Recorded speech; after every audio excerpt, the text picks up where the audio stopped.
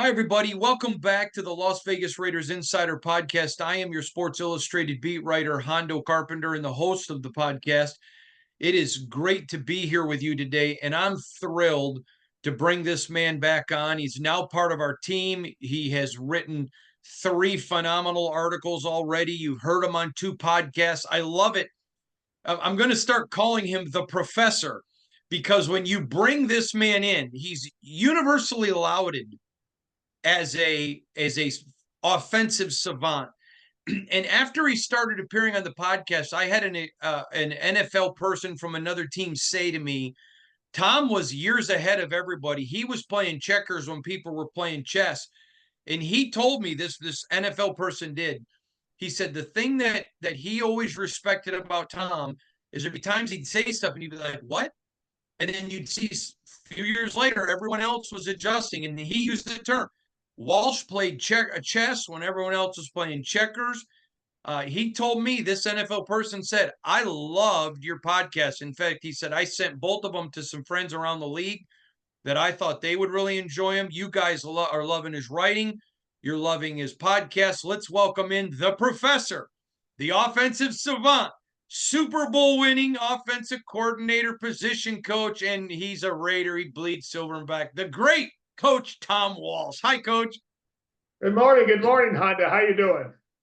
I'm doing great. It's a thrill to be back in the lab with the professor.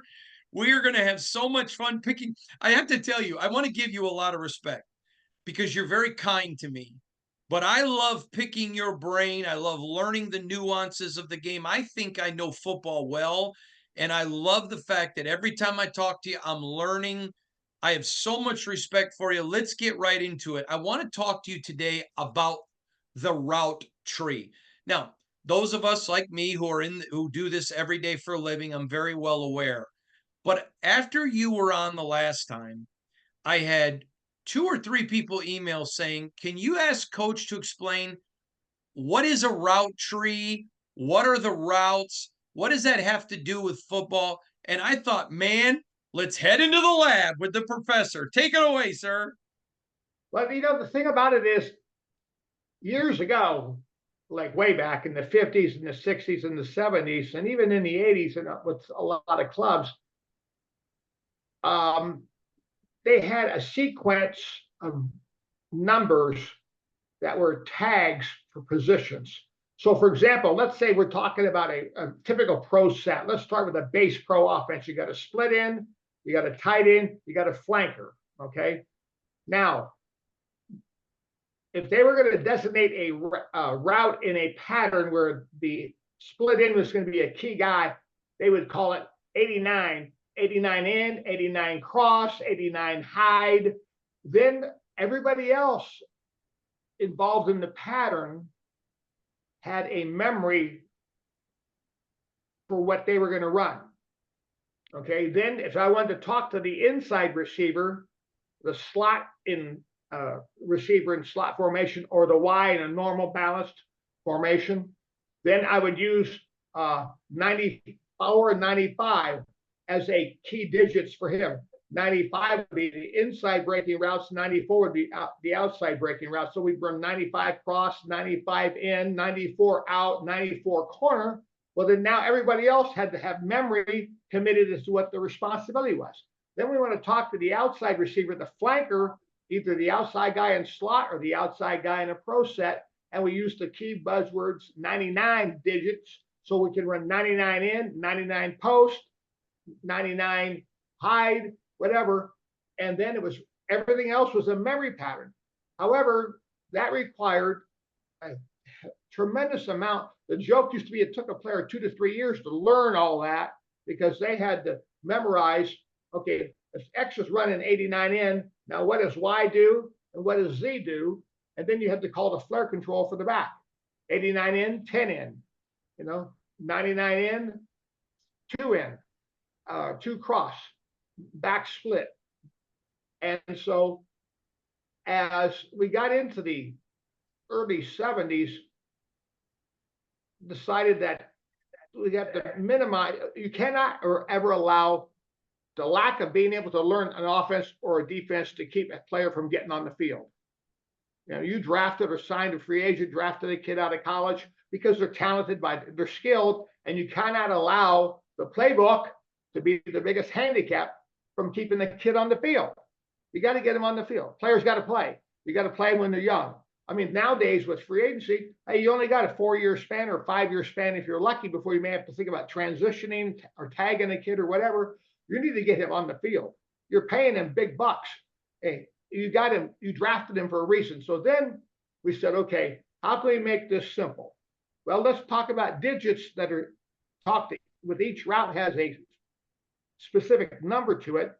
Evens out, all your inside breaking routes, odd, all your outside breaking routes. So we start with the outside receivers, and we're going to go 0 through 9. Okay, 0 being the hitch, and there are some tags that go with it because you can run a 0 high, you can have a 0 swirl. So you start to have a little buzzword when it's more than just the ordinary pattern. Then you go to the 1 route, which is we're going to run the quick out at 5 to 6 yards. And then you could have a 1 swirl. You can tag them with other words to indicate a variance in what you want for that type of that 1 route to be. The 2 route, what you like to call the slant, well, we have a 2 peak, we have a 2 glance, we got a 2 slant, we got a 2 slice, so we got a 2 juke. So then, your basic route on the 2 route is a slant. And then anything after that, they end up learning with a tag that fits with it. And then you go up to the 3 route, which is a 12-yard out. And some teams run speed cuts, the banana, where they roll over the outside foot and around it. I prefer a bring it back concept or more of a square concept. It is hard to throw the ball to air, and then the receiver has to be there. I believe it came from Sid thousands of years ago. We talked about offset throwing. We want to bring it back. We want to have offset throwing. I want to know the kid's open before I throw the ball. So I'm going to bring him back to where I have, some separation. The 4 route being the hook. Once again, the even is inside. So then now you have, and then plus with your depth of your drop, when you get to your 4 route, 5s and 6s and 7s and 8s and 9s, now your depth of the drop depends. I can run a 12-yard hook. I can also run a 17-yard hook. And so we have buzzwords that talk about that. Like you look at Hank, or like in the 49 of the West Coast system that Bill developed when he went from the Raiders. Then he went to the San Jose Apaches in the Continental League for a year. Then he went back with Paul Brown, the Cincinnati Bengals, where, they started throwing the shorter routes. So then they had a buzzword for Hank. And then, we have a Husky was the deep hook at 17 to 18, which we ran because we're pushing the ball down the field. The people always thought, we're running deep routes. We run them deeper to create greater separation. So when we bring it back, we have room between the corners and the linebackers. So that's people think, oh, we throw the ball so deep all the time. We run deep routes that's why speed is important in the Raider mentality over the decades, because we want to push the secondary, which creates more separation vertically between the deep third coverage and then the underneath coverage. Then you get to the 5 route is the comeback. Freddie Blitnikoff, Branch, and those guys made money running the comeback with various stems. And we run it, 18 to 20 yards, somewhere in that vicinity. We can alter it, and we can make a sticks call, like on a 3rd down. If it's 3rd and 9 and I want to run a comeback, well, there's no way. Why do I have to run it at 20 yards and bring it back, to 17 or 18? We bring it back to our goal line, not to the sideline. That way the ball is in play, and we have offset throwing again. 6 route is the square in. It's 17 to 18 yards. Some teams run it at 12. Some teams run it at 15. A lot of it depends upon your philosophy about your quarterback's drop, his arm, and also the speed of your receivers. Can they get there? There's no sense running a 17-yard in if the kid can't get there in a reasonable amount of time. So you have to make your adjustments. You tweak your depth of your routes predicated upon the receiver talent and the arm talent of the quarterback. And of course, a lot of it hinges upon protection. If you can't protect for a full 7-step drop to run a 17-yard in, and you want to run it, well, you know what? You might want to think about running play action pass, which might help buy a little bit more time in your protection scheme to allow the quarterback to be able to get the ball out of his hands. And then we work up the field from the 6 route to the 7, which is the corner route. Sometimes versus cover 2, it's a shake route. Then your 8 route is the post, and then also the 8 pole, the 8 flag, these opposites, and then your 9 route obviously is the vertical route where you're going deep on the 9 on the up, or the go, or the bend up, the takeoff route, whatever people call it. Not the same as a fade. A fade usually comes against the 2 deep shell when you're going to fit the ball in there and meet me at 18 to 22 along the boundary, 5 yards off the sideline. And then now you move to the inside receiver, whether it's a slot receiver or whether it's a tight end. And then you get into your digits.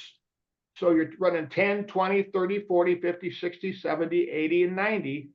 Same kind of concept. And then your outside receiver. So when I say 866, well, the first receiver has the 8 route. The number 2 receiver has the 60 route because he's the inside guy. The outside receiver has the 6 route.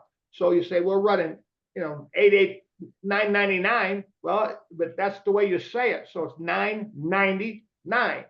So then that's how you do it. And so you can call it that way in the huddle, and you call it, instead of going 89 in, 10 in, and everybody else, okay, says X is running the in, or the tight end in a slot formation because he's the single receiver.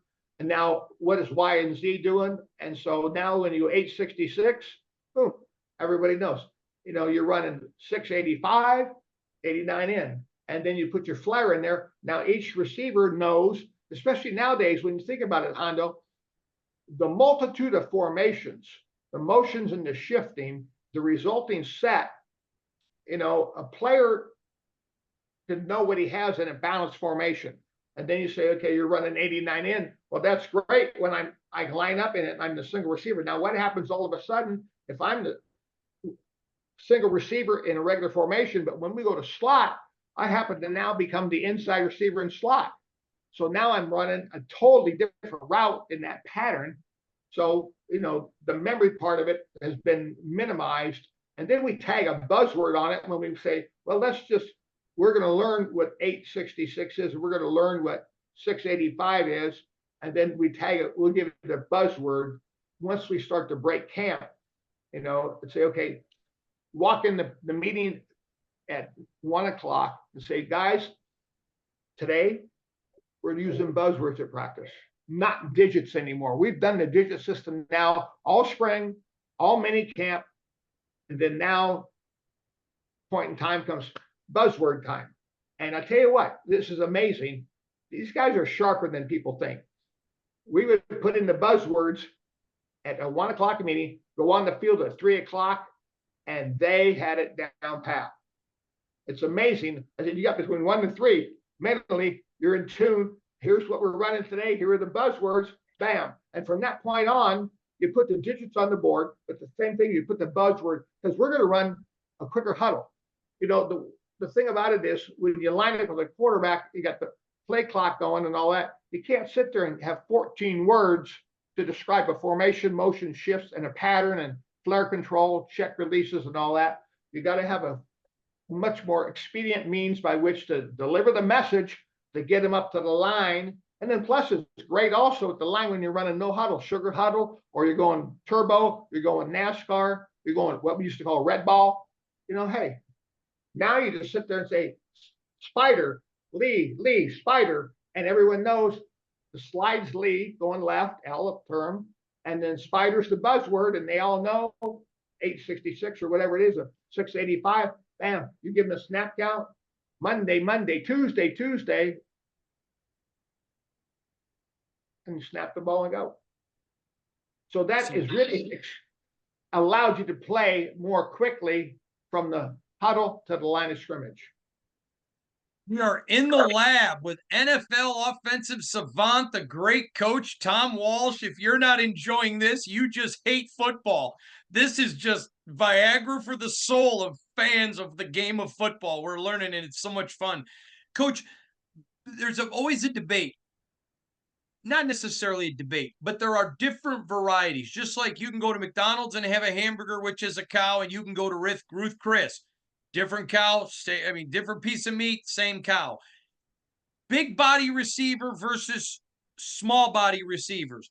What are the differences and the nuances, and can you like both? Well, I tell you what, nowadays, the receivers, we always wanted the split end to be a speed guy. That's what, back to the days of Warren Wells and Cliff Branch, James Jett, those kind of guys, even Timmy Brown. We had James Lofton. They were the split ends. And then the flankers were more of the route runners, maybe not of the same speed. You can't have all guys of the same size, same mold, same speed. So then the flanker became, the Freddie Biletnikovs, Mervin Fernandez, Dokie Williams, Malcolm Barnwell, and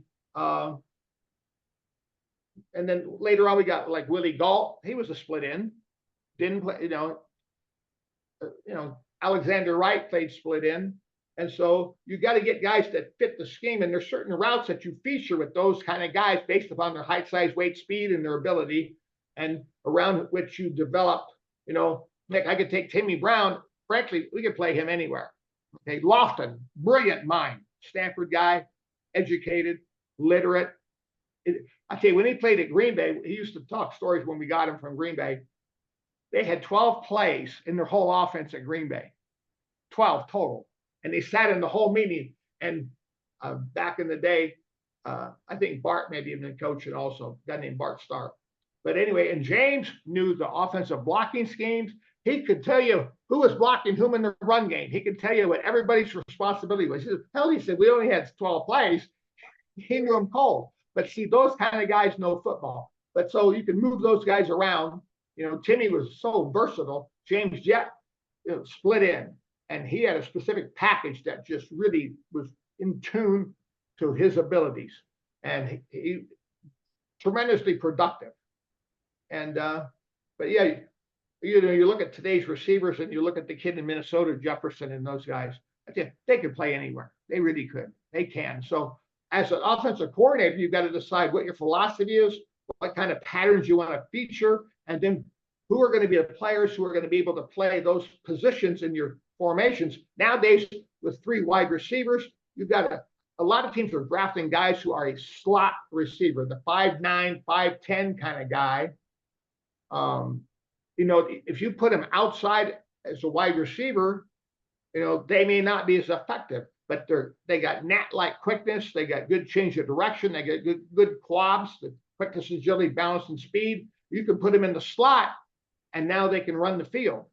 The other thing is you put a kid outside as a wide receiver, as a in man on the line. He's got to have skill. We would take the great speed of like a Clifford, bring him into a nasty alignment where he's maybe 3 to 5 yards from the offensive tackle.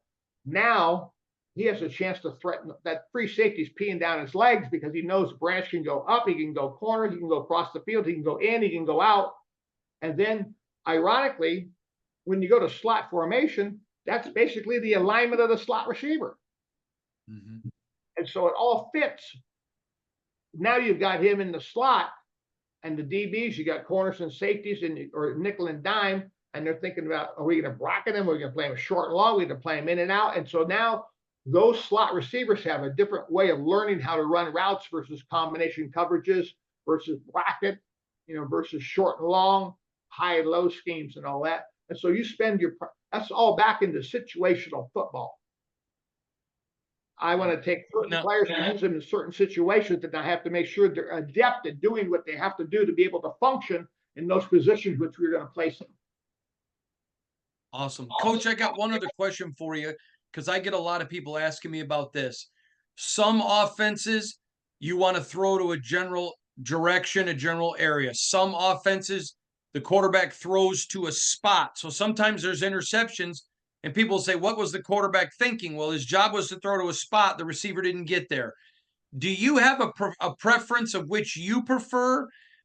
Because almost everybody I talk to, they don't necessarily like on the offensive side the throwing to a spot, just because The defense has guys who are getting paid a lot of money too, and they can jam guys, and they just think that that creates a lot of trouble. What's your philosophy?